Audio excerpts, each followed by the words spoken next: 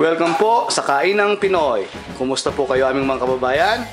Ang ipipresent po ngayon ng mga luto ni Mahal ay ang Pinoy Bacon Spinach Salad.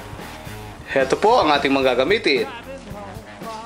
Kailangan po natin ng spinach, bacon, slice na ating hiniwan rin po ng ganito kaliliit, 3 cloves of garlic na hiniwan na rin po maliliit.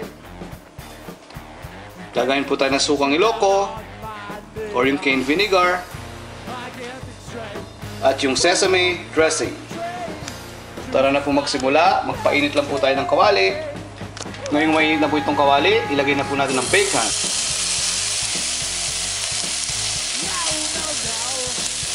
Pabrownin lang po natin itong bacon.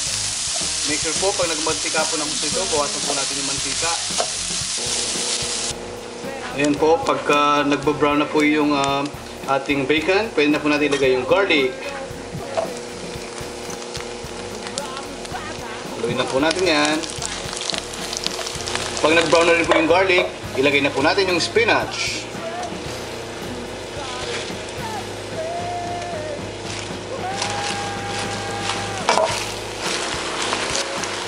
Make sure po na nasa low heat lang po itong apoy natin.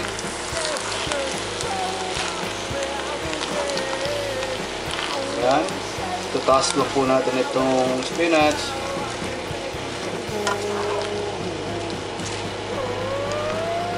Yan po, pag natos na pong maigi itong ating spinach, maglagay na po tayo ng 1 tablespoon of sesame dressing. Okay, and then sunod po natin yung 2 tablespoons of cane vinegar or yung sukang Ilocos. Dati po itong halu-haluin ulit. And ready to serve na po ito. Make sure po na pinatay na nyo itong apoy. Looks yummy! Ito na po ang ating Pinoy Bacon Spinach Salad. Samahan nyo na po kami na aking mahal sa aming pananghalian. Masarap na salad po ito. Hanggang sa muli po. Maraming salamat sa pagsubaybay nyo sa Kain ng Pinoy palagi. Tara na pong kumain!